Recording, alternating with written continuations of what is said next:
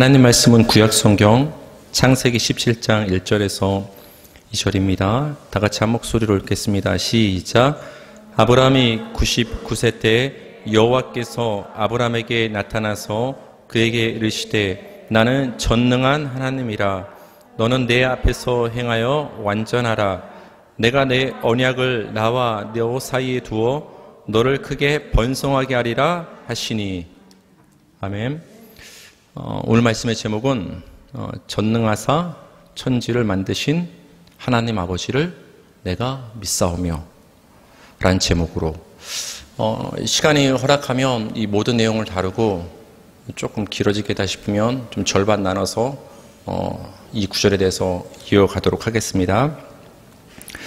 사도신경은 성부, 성자, 성령, 삼위일체에 대한 신앙 고백으로 되어 있습니다. 하나님 아버지를 내가 믿사오며 그 외아들 우리 주 예수 그리스도를 믿사오니 성령을 믿사오며 크게 성부, 성자, 성령, 삼위일체에 대한 신앙 고백으로 이루어졌는데 거기에 이제 좀 살이 좀 붙어서 우리가 고백하는 신앙 고백문이 된 것이죠. 성부에 대한 신앙 고백에서 처음 등장하는 단어는 전능하사입니다. 이 단어에 해당하는 대표적인 구약 히브리어는 여기를 보시면 샤다이라는 단어가 있습니다. 전능하다라는 말인데 명사적으로 사용되면은 전능자 이런 의미가 있습니다. 창세기 17장 1절 우리가 오늘 읽은 그 본문 말씀에 나오는데요. 아브라함이 99세 때 여호와께서 아브라함에게 나타나서 그에게 이르시되 나는 전능한 하나님이라. 나는 전능한 하나님이라 할 때 여기서 전능한 이 말이 샤다이예요. 이걸 좀 명사형으로 우리가 다시 번역을 한다면 나는 전능자 하나님이다. 하나님께서 자신을 가리켜서 직접적으로 나는 전능자이다, 전능하다라고 계시를 하고 있습니다. 그래서 히브리어로 그 하나님을 뜻하는, 신을 뜻하는 엘이라는 단어와 이 샤다이가 합쳐져서 엘 샤다이가 되는 거예요. 나는 전능한 하나님이다, 이 말은 나는 엘샤다이다, 그렇게 지금 말씀을 해주고 있는 거예요. 여러분, 우리 엘샤다이란 말은 많이 들어보셨죠? 전능자 하나님, 전능하신 하나님이란 뜻이 됩니다. 창세기 28장 3절을 보니까 이삭이 야곱을 축복하는 장면에서도 이 엘샤다이, 전능하신 하나님, 전능자 하나님이라는 호칭이 나옵니다. 전능하신 하나님이 네게 복을 주시어 네가 생육하고 번성하게 하여 네가 여러 족속을 이루게 하시고. 그 아버지 때에도 전능하신 하나님이라는 표현이 나왔는데 그 아들 이삭 때에도 전능하신 하나님, 전능자 하나님이라는 칭호가 등장을 하고 있습니다. 그 또 후손에 가서도, 그 다음 때에 가서도 이 표현이 또 나옵니다. 창세기 48장 3절입니다. 다 같이 시작. 요셉에게 이르되 이전에 가나안 땅 루스에서 전능하신 하나님이 내게 나타나사 복을 주시며. 야곱이 요셉을 축복하는 장면인데 하나님을 가리켜서 엘샤다이, 전능하신 하나님, 전능자 하나님이라 칭하고 있습니다. 그러니까 우리 신앙의 그 선배님들, 그 믿음의 조상들은 하나님을 전능자 하나님으로 인식을 하고 있었다라는 것을 그 대의 신앙 고백을 통해서 우리는 알 수가 있는 것이죠. 그 믿음의 조상들의 신앙은 그 후손, 이스라엘 백성 가운데도 이어지게 됩니다. 출애굽기 6장 3절을 보니까 이렇게 나와 있습니다. 내가 아브람과 이삭과 야곱에게 전능의 하나님으로 나타났으니. 그러니까 하나님은 아브람과 이삭과 야곱에게도 자신을 전능자라고 스스로 말씀을 하셨지만은 그 후손 이스라엘 백성들에게도 계속적으로 나는 전능한 하나님이다, 내가 전능자다, 내가 능력 있는 존재이다라고 계속해서 계시를 해주고 있습니다. 아브람과 이삭과 야곱과 모세와 이스라엘 백성 가운데 여호와가 엘샤다이, 전능자임이 계속 말씀이 되고 있습니다. 이외에도 구약 성경에서는 하나님을 계속해서 전능자라 칭하고 있습니다. 룻기 1장 21절을 보니까 그 나오미가 하나님을 전능자라 부르는 부분이 나옵니다. 내가 풍족하게 나갔더니 여호와께서 내게 비어 돌아오게 하셨느니라. 여호와께서 나를 징벌하셨고 전능자가 나를 괴롭게 하셨거늘. 그렇죠? 그 나오미가 하나님을 전능자로 인식을 하고 있습니다. 욥기 13장 3절 참으로 나는 전능자에게 말씀하려 하며 하나님과 변론하려 하노라. 그렇죠? 욥도 하나님을 전능자로 인식해요. 시대적으로 보면 여러분 그 욥도 그 족장 시대의 사람이에요. 어떻게 보면 아브라함과 이삭과 야곱과 같은 시대의 사람인데 좀 사는 지역이 그 아브라함의 그 일가는 가나안 지역에 이제 터를 잡았지만 욥은 좀 다른 지역에 살았던 사람이죠. 같은 시대의 사람이라고 볼 수가 있습니다. 시편 91편 1절을 보니까 지존자의 은밀한 곳에 거주하며 전능자의 그늘 아래 사는 자요. 그렇죠. 시편 기자 구약의 여러 노래를 통한 찬송을 통한 신앙 고백에도 하나님을 전능하신 하나님, 전능자로 인식을 하고 있다는 것을 우리는 알 수 있습니다. 신약 성경은 어떨까요? 신약 성경도 마찬가지입니다. 고린도후서 6장 18절 우리 다 같이 읽겠습니다. 시작. 너희에게 아버지가 되고 너희는 내게 자녀가 되리라 전능하신 주의 말씀이니라 하셨느니라. 그죠? 바울 사도가 말할 때도 전능하신 주. 여러분 신약 성경을 보면은 주라는 말이 나와요. 이 주라는 말이 뭐냐? 아도나이. 여호와란 말이에요. 여호와를 호칭하는 용어가 됩니다. 그러니까 하나님에 대해서 여호와에 대해서 그 주에 대해서 전능자로 인식하는 그 신앙의 그 관습이 그 신앙의 전통이 계속 내려오고 있음을 우리는 볼 수가 있는 것이죠. 계시록 15장 3절입니다. 다 같이 읽겠습니다. 시작. 하나님의 종 모세의 노래 어린 양의 노래를 불러 이르되 주 하나님 곧 전능하신 이시여 하시는 일이 크고 놀라우시도다. 만국의 왕이시여 주의 길이 의롭고 참되시도다. 아멘. 짐승과 그의 우상과 짐승의 수를 이기고 거기서 신앙적으로 승리해서 벗어난 자들, 즉 성도를 가리키죠. 그들이 어린 양의 노래라는 찬송을 합창을 하게 되는데 그 찬송가의 가사입니다. 근데 그 찬송가의 가사 중에 하나님을 가리켜서 하나님 곧 전능하신 이요. 요한계시록은 성경의 끝입니다.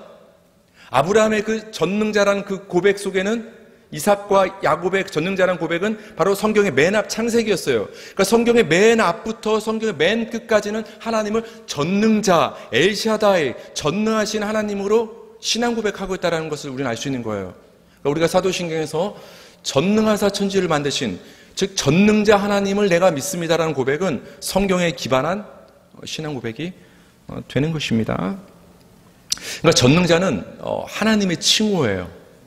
여호와가 하나님의 영원한 바뀌지 않은 성호가 되는 것처럼 전능자 엘샤다이는 하나님을 수식하는 단순한 어떤 형용사나 명사가 아니라 하나님의 이름이 되는 거예요. 전능자는 아무한테나 그 말을 갖다 붙일 수 없는 거예요. 왜? 하나님만이 전능자가 되시기 때문입니다. 그 엘샤다이, 전능하신 하나님이 저와 여러분의 하나님이신 줄 믿으시기 바랍니다.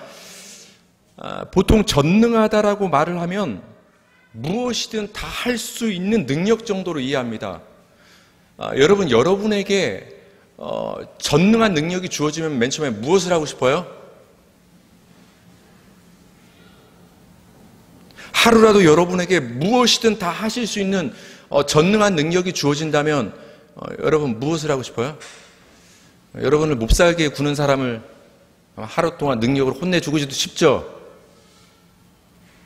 저는 하나님이 저에게 하루라도 다 하실 수 있는 능력을 주신다면 이 두 아이들이 온전히 하루만이라도 제 말에 순종하는 하루로 만들고 싶어요. 전능함, 무엇인지 다 할 수 있다. 굉장히 어떻게 생각하면 신나고 놀라운 일이 되죠. 그래서 보통은 이런 질문을 하나님께 합니다. 하나님은 전능하신 분이신데 왜 지금 우리가 당하는 이 고난을 막아주시지 않는가? 우리가 때로는 사고를 당하고 어려움을 당하고 현재 우리가 당하고 있는 이런 코로나와 같은 상황을 하나님은 전능하시다고 신앙을 고백하면 충분히 막으실 수 있을 텐데 왜 전능하신 하나님이 그냥 내버려 두시는가? 그러니까 둘 중 하나다라고 역사적으로 계속 얘기해 왔어요. 그게 뭐냐? 하나님은 전능하시긴 한데 그렇게 선하신 분은 아니다. 그럼 좀 말이 되죠? 전능은 하신데 그렇게 착한 하나님은 아니기 때문에 그냥 이렇게 내버려 두신다. 사람들 생각하고 싶은 대로 생각하는 것이죠. 또 하나의 생각은 뭐냐? 하나님은 선하시긴 좋으신 하나님 맞는데 전능하시지는 않다. 하나님도 코로나를 막아주시고 싶고 우리를 사고와 질병과 환난으로부터 우리를 온전히 지켜주시고 싶지만 그렇게 하실 수 있는 능력이 조금은 모자르신 분이시다. 그러니까 둘 중 하나로 사람들은 하나님의 전능하심을 오해를 하게 됩니다. 그러나 여러분, 성경에서 말하는 하나님의 전능하심, 하나님을 전능자라고 칭할 때 그 전능하심은 우리 인간이 생각하는 그 단순한 전능하심과는 다르다는 걸 아셔야 되는 거예요. 그냥 자기가 마음먹은 하고 싶은 모든 것을 다 할 수 있는 능력, 그게 성경이 말하는 전능하심이 아닌 거예요. 전능자라는 이 칭호가 엘샤다이가 어떠한 상황 속에서 어떠한 문맥 속에서 지금 등장하는가를 우리가 살펴보면 성경에서 하나님을 전능하신 하나님, 전능자라고 칭할 때 그 전능하신 의미는 이런 의미겠구나를 우리는 문맥을 통해서 상황을 통해서 알 수가 있습니다. 그래서 아까 우리가 살펴봤던 전능하신 하나님, 엘샤다이가 등장하는 부분들을 우리는 그 이어지는 구절과 함께 다시 한번 살펴볼 필요가 있습니다. 오늘 본문입니다. 창세기 17장 1절을 제가 읽어드릴게요. 전능자가 등장하는데 어떤 상황이냐는 2절에 나와요. 그건 여러분이 읽어주세요. 아브라함이 99세 때에 여호와께서 아브라함에게 나타나서 그에게 이르시되 나는 전능한 하나님이라. 나는 엘샤다이다. 너는 내 앞에서 행하여 완전하라. 2절 시작.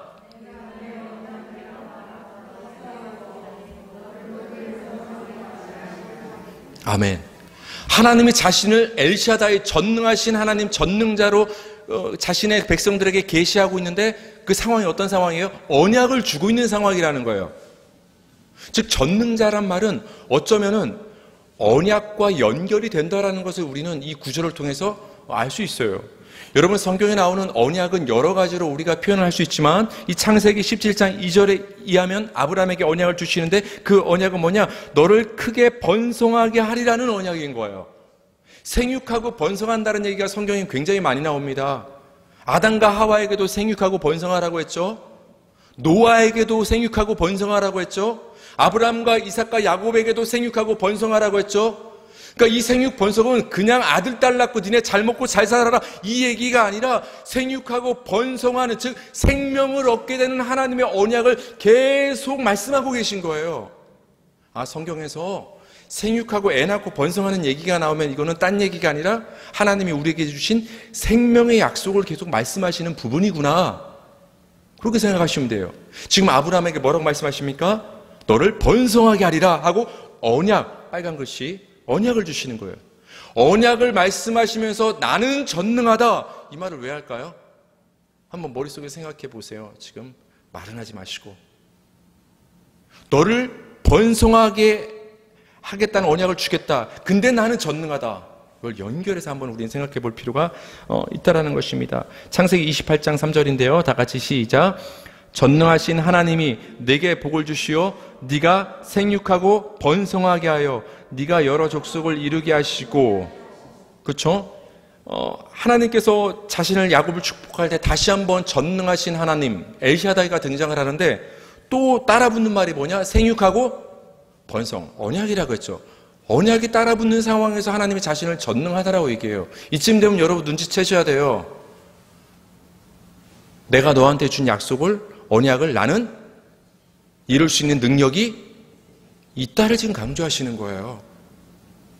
내가 맘만 먹으면 다 할 수 있어, 지금 단순한 얘기를 하고 계신 것이 아니라 내가 지금 너에게 생육하고 번성하는 구원과 생명의 언약을 지금 너에게 주는데 너에게 이 언약을, 약속을 주는 나는 전능한 하나님이야. 그러니까 그 언약을 내가 지킬 수 있어. 나만 믿어.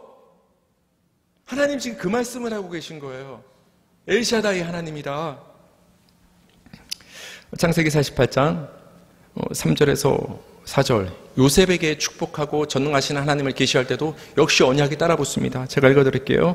요셉에게 이르되 이전에 가나안 땅 루스에서 전능하신 하나님이 엘샤다이가 네게 나타나사 복을 주시며, 4절, 내게 이르시되 내가 너로 생육하고 번성하게 하여 네게서 많은 백성이 나고 내가 이 땅을 네 후손에게 주어 영원한 소유가 되게 하리라 하셨느니라. 전능하신 하나님과 생육과 번성, 언약이 연결되고 있어요. 계속 일관적으로 연결되고 있는 걸 볼 수 있죠. 그 후손들 이스라엘 백성들한테 대표적으로 모세에게 계시할 때도 역시 같은 얘기가 나옵니다. 우리 출애굽기 6장 3절에서 4절입니다. 다 같이 읽겠습니다. 시작. 내가 아브람과 이삭과 야곱에게 전능의 하나님으로 나타났으나 나의 이름을 여호와로는 그들에게 알리지 아니하였고 4절. 가나안 땅 곧 그들이 거류하는 땅을 그들에게 주기로 그들과 언약하였더니, 언약 얘기가 나옵니다. 여러분 굉장히 일관적이죠. 하나님이 자신을 나는 힘이 있어, 전능자야, 엘샤다이야, 자신은 계속 말씀하실 때 그 언약과 연결을 시켜 말씀하신다라는 거예요. 여러분 아까 언약이 뭐라고 했어요? 우리를 생육하고 번성한다. 여러분 사람이 생명력이 있어야 후손을 낳는 거 아닙니까? 그렇죠? 그러니까 생육과 번성은 생명과 관련이 있는 거예요. 그걸 또 다르게 표현하는 것이 바로 가나안 땅이라는 걸로 표현되는 거예요. 가나안 땅은 젖과 꿀이 흐르는 생명의 땅. 너희를 생육하고 번성한다. 이거를 땅의 측면에서 바꾸어서 같은 말을 하는 것이 뭐냐? 너에게 젖과 꿀이 흐르는 가나안 땅을 주겠다. 같은 언약을 다른 언어로 말씀을 해주고 있는 것입니다. 이렇게 전능자 하나님과 언약이 연결되는 것을 통해서 우리는 중요한 사실을 깨달을 수 있습니다. 성경에서 말하는 하나님의 전능하심은 원하는 것은 무엇이든지 할 수 있는 능력을 단순히 말하는 것이 아니라는 거예요. 성경에서 말하는 그 하나님의 전능하심은 하나님이 나에게 주신 그 생명의 약속 언약을 친히 이루시기에 충분히 능력이 있으신 분이시라는 말씀인 거예요. 그 하나님을 믿으라는 소리를 지금 하고 계신 것입니다. 여러분 하나님께 기도하십니까? 왜 기도하세요? 나는 할 수 없고 하나님은 할 수 있기 때문에 그 하나님의 전능하심을 의지해서 기도하는 거 아닙니까? 전능하신 하나님이 여러분의 기도를 응답해 주실 줄 믿습니다. 근데 하나님의 그 전능하심을 맘만 먹으면 무엇이든지 하시는 그런 전능하심, 내가 소원으로 바라는 것은 무엇이든지 들어줄 수 있는 그런 전능하심으로 우리가 오해하기 때문에 우리가 하나님께 잘못 간구하는 거예요. 성경에서 말하는 하나님의 전능하심이 무엇인가를 알 때 그 전능하심에 우리는 의지하여서 바르게 기도할 수 있는 거예요. 아, 성경에서 말하는 하나님의 전능하심은 나에게 생명을 주시고 나에게 구원을 주시겠다는 그 언약을 이루시는 하나님의 전능하심이시구나. 그 전능하심을 바로 이해할 때 우리는 기도의 초점이 언약으로 갈 수밖에 없는 거예요. 하나님 나를 구원하여 주시옵소서, 나에게 생명을 주시옵소서, 나를 자녀 삼아 주시옵소서, 내 사랑하는 육신의 가족을 자녀 삼아 주시옵소서, 예수님을 믿지 않는 자들이 예수님을 믿게 하여 주시옵소서, 언약 안으로 들어오게 하여 주시옵소서. 하나님의 전능하심과 언약을 연결지어서 우리가 바르게 이해할 때 그 전능하심에 기대어서 바르게 기도할 수 있다라는 것입니다. 하나님의 전능하심과 언약이 연결되는 것을 잘 보여주는 사건이 바로 사라의 잉태 사건입니다. 창세기 18장 14절입니다. 다 같이 읽겠습니다. 시작.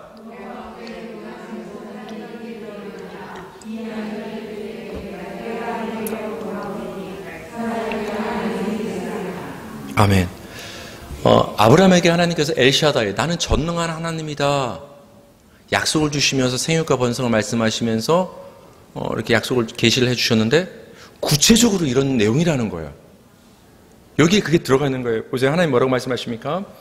여호와께 능하지 못한 일이 있겠느냐. 무슨 말이에요? 하나님은 다 하실 수 있다. 나는 엘샤다이 전능자라고 지금 말씀하신 거예요. 그렇기 때문에 기한이 이르면 사라, 네 아내 사라에게 뭐가 있으리라? 아들이 있으리라. 생명이 잉태되리라. 생육하고 번성하리라. 하나님이 아브라함에게 주셨던 약속이 기한이 이르면 성취가 된다라는 거예요. 왜? 여호와께 능치 못한 일이 없기 때문에 그 약속이 성취된다라는 거예요. 아브라함과 사라에게 능력이 있기 때문에 그 언약이 성취되는 것이 아니라 하나님이 능치 못한 일이 없는 전능자이시기 때문에 그 약속이 성취되는 거예요. 그거 중요한 거예요. 우리가 어떠하기에 우리에게 능력이 있기 때문에 하나님이 우리를 향한 그 언약이 성취되는 것이 아니라 하나님이 전능자이시기 때문에 여러분에게 주어진 약속이 성취된다는 걸 성경은 계속 얘기하고 있는 거예요. 결국 믿음을 얘기하는 거죠. 우리를 부인하고 전능자이신 하나님만을 바라보는 것, 의지하는 것. 전능자 하나님만을 바라보시기 바랍니다.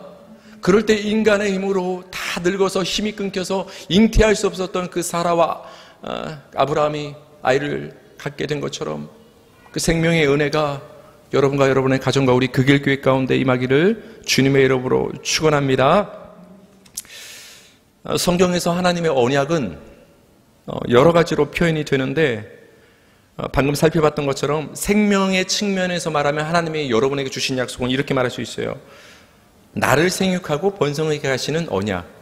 다시 말하면 우리에게 생명, 영생을 주시겠다는 약속이 언약입니다.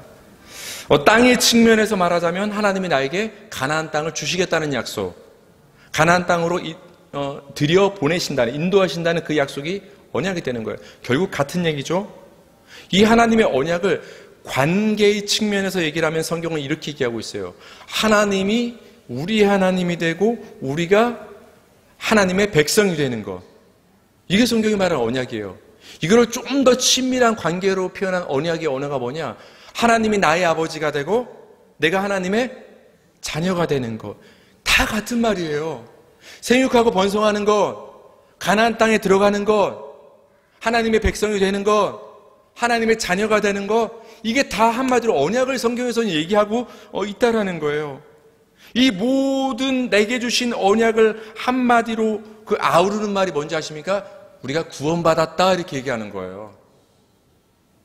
예수 믿으면 구원받아요. 이 말은 그 구원받았다는 그 의미 속에는 내가 하나님의 자녀가 되었다, 하나님의 백성이 되었다, 가나안 생명의 땅에 들어간다, 내가 생명을 얻게 되었다. 그런 모든 언약이 담긴 말이 함축한 그 한마디 말이 구원이라는 거예요. 그래서 여러분, 하나님의 전능하심이 전능자라는 그 칭호가 언약과 계속 연결되는 것을 우리가 살펴봤는데, 이 전능하심이 구원과 연결되는 것을 성경은 그래서 계속 말씀해 주고 있습니다. 왜냐하면 하나님의 언약은 구원의 언약이기 때문에 그래요. 살펴볼까요?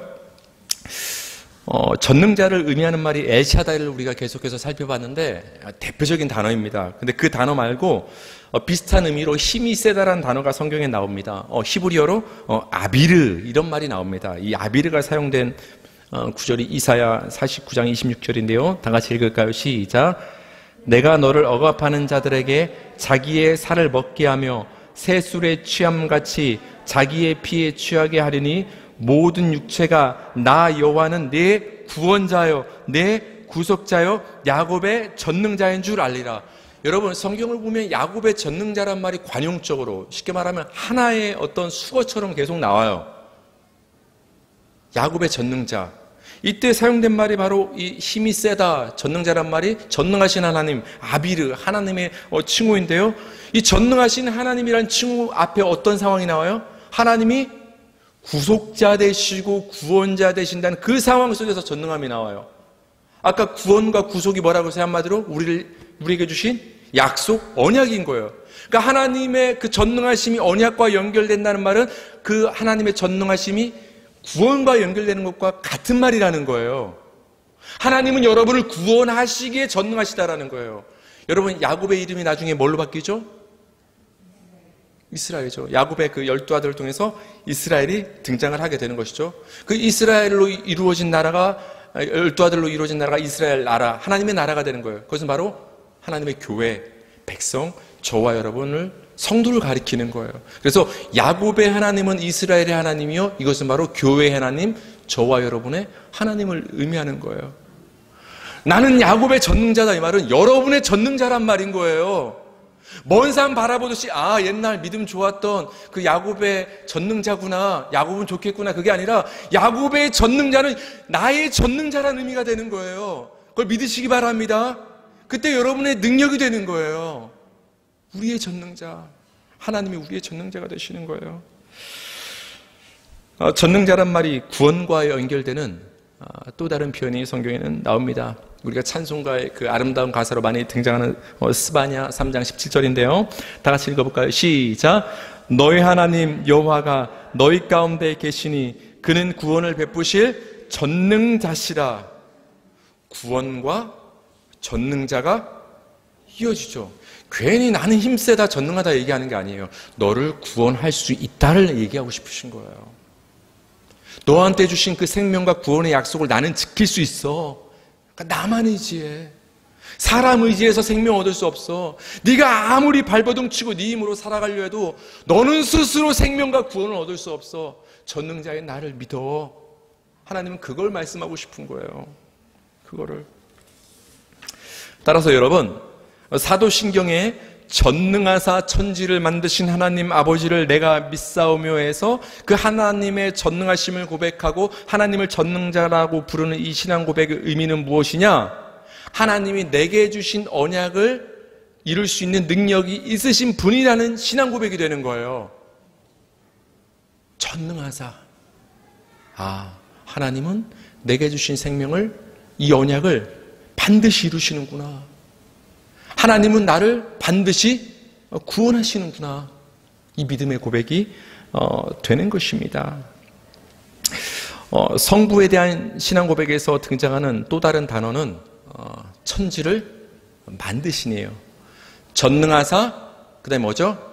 천지를 만드신. 전능하신, 이 말이 전능자란 어떤 명사형으로 쓰일 수 있는 것처럼 천지를 만드신 이 말은 천지의 창조주란 말이 되는 거예요. 명사로 말하면. 그러니까 전능자, 천지의 창조주 하나님 아버지를 나는 믿습니다 라고 풀어서 말할 수가 있는 것입니다. 여러분, 기독교인에게 있어서 하나님을 천지를 만드신 분이라는 데는 이견이 없습니다. 누구나 다 하나님이 우리의 창조주임을 믿습니다. 왜 그렇습니까? 성경 창세기 1장 1절부터 선포하기 때문에 그래요. 태초에 하나님이 천지를 창조하시니라. 이때 창조하셨다가 바라예요. 바라, 만들다. 근데 성경을 보면 천지를 창조하다란 말 말고도 천지를, 하늘과 땅을 만들다, 짓다, 좀 이런 단어들도 등장을 합니다. 그런 단어가 이제 아사란 단어인데, 열왕기하 19장 15절을 보니까 이런 말이 나옵니다. 그 앞에서 히스기야가 기도하여 이르되 그룹들 위에 계신 이스라엘 하나님 여호와여, 주는 천하 만국의 홀로 하나님이시라. 주께서 천지를 만드셨나이다. 그렇죠? 창조하셨다는 말도 쓰지만 만드셨다. 그렇죠? 우리 신앙 고백에 쓰인 단어가 그대로 쓰이고 있죠. 시편 121편 1절입니다. 다 같이 읽겠습니다. 시작. 나의 도움은 천지를 지으신 여호와에게로소이다. 이번엔 짓다란 말이 나오죠. 물론 히브리어 원어로 보면 조금씩 다를 수는 있어요. 하지만 핵심은 뭐냐? 우리가 히브리어 몰라도 돼요. 핵심은 창조하든 만들든 짓다든 그렇게 하시는 분은 하나님이라는 게 중요한 거예요. 하나님이 만드셨다라는 거예요. 전능하사 천지를 창조하신 하나님 아버지를 내가 믿사오며, 그 하나님이 천지의 창조주심을 우리는 날마다 예배를 통해서 고백하는 거예요. 우연히 생긴 것이 아니라 나라는 존재가 이 땅에 부모님이 낳아줬으니까 그냥 태어났나 보다. 내 인생에 가치 없는 우연한 인생이 아니라 하나님이 나를 계획하시고 이 땅에 태어나게 창조하시고 지어주셨구나. 이걸 우리는 신앙 고백을 하게 되는 것입니다. 여러분, 하나님이 천지를 창조하신 것을 믿으십니까? 이건 단순한 역사적 신화가 아니라 정말로 하나님이 그 언젠가 그 옛날에 천하 만물을 그 말씀으로 창조하심을 믿으시기 바랍니다. 이건 역사적 사실인 거예요. 이게 흔들리면 모든 게 흔들리는 거예요. 근데 이 역사적 사실 속에는 저와 여러분을 향한 중요한 의미가 있어요. 그 역사적 사실을 믿는 동시에 거기에 나를 향한 메시지를 성경은 들을 수 있는 거예요. 예수님이 동정녀 마리아에게서 잉태된 것은 역사적 사실이지만 거기에 담긴 나를 향한 메시지를 들어야 되는 것처럼 천지창조는 역사적 사실임을 믿는 데서 멈추는 것이 아니라 한 발짝 더 나가서 나를 향한 메시지가 무엇인가를 알아야 된다는 거예요. 창세기 1장 2절을 한번 보시겠습니다. 시작. 땅이 혼돈하고 공허하며 흑암이 깊음 위에 있고 하나님의 영은 수면 위에 운행하시니라. 아멘. 우린 보통 창조를 생각을 하면 아무것도 없었던 거에서 뭔가를 만들어내는 거, 무에서 유를 창조해내는 것만 창조라고 생각을 해요. 그렇지만 성경에서 말하고 싶은 창조는 그런 요술 같은 창조를 핵심을 두고 싶어 하는 게 아니에요. 성경은 성경에서 우리에게 말하고 강조하는 그런 창조는 없었던 게 갑자기 뚝딱 나타나는 그런 창조를 말하고 싶은 게 아니라 어떤 창조를 말하고 싶냐? 생명이 없었던 곳에 생명이 생겨나는 그 창조를 말하고 싶은 거예요, 성경은. 그래서 창세기 1장 2절부터 처음 땅의 상태를 어떻게 설명을 하냐? 땅이 있었는데 그 땅은 혼돈하고 공허하며 흑암이 깊음 위에 있다. 이 말은 뭐예요? 한마디로 생명이 없는 땅이라는 거예요. 이런 생명이 없었던 땅에 성령이 운행하시고 하나님의 말씀이 선포가 되니까 이제 모든 식물들과 동물들과 생명으로 그 땅이 가득 차게 되는 거예요. 생명이 없었던 이런 죽음의 땅이 생명의 땅으로 바뀌는 과정이 창세기 1장 1의 내용인데 그것이 성경이 말하는 창조예요. 지구야 생겨라, 지구가 생기는 그것도 창조가 될 수도 있지만 생명이 아직 없었던 그 죽음의 땅을 생명의 땅으로 바꿔나가시는 거, 생명으로 채우시는 그 작업, 그걸 성경이 말하는 창조라고 하는 거예요. 그럼 성경은 이걸 왜 기록해 놓으셨을까요? 창세기 1장 2절에 등장하는 혼돈하고 공허하며 어둠으로 둘러싸인 그 생명이 없는 땅은 바로 너희들이다. 우리의 모습이다. 생명이 없는 흑암과 공허와 텅 빈 혼돈, 형상이 없었던, 결국 나중에 하나님의 형상으로 창조되지만 그런 죽음의 땅이었던, 생명이 없었던 우리 가운데 성령이 운행하시고 성령이 우리를 덮으시고 하나님의 말씀이 선포되니까 그런 죽음의 땅이었던 나라는 죽음의 땅에 생명이 돋아나는 것을 보여주는 것이 창세기 1장인 거예요. 그러니까 창세기의 그 창조에는 나를 향한 생명의 언약이 담겨 있는 거예요. 하나님은 창조를 통해서 나를 향한 생명의 언약을 지금 말씀하고 싶은 거예요. 그래서 창조와 생명의 언약은 동의어예요. 창조와 구원은 같은 말이에요. 여러분, 창조는 누가 하시는 일이죠? 하나님. 그렇기 때문에 구원도 하나님만이 하실 수 있는 일인 거예요. 창조. 그래서 하나님을 우리의 창조자로 고백하는 것은 나의 구원자란 또 다른 고백이 되는 것입니다. 그래서 바울 사도는 우리의 구원을 창조에 빗대서 얘기했어요. 왜? 우리 안에 생명이 돋아나는 것이 바로 창조고 그것이 구원이고 언약이기 때문에 우리의 거듭남과 우리가 하나님의 자녀가 돼서 구원을 받는 것을 어떤 피조물이라는 용어를 사용했다는 말이에요. 고린도후서 5장 17절 다 같이 읽겠습니다. 시작.